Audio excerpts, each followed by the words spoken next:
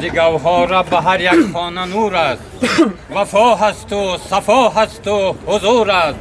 صدای طفلک نوزاده از آن صدای زندگی پرسرور است.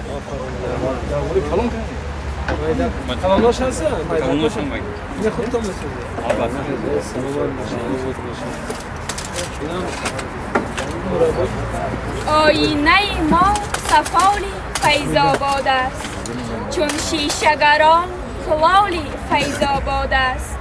از دیدن کوزه اش کسی سیر نشد، در کوزه او جمالی فیض‌آباد است.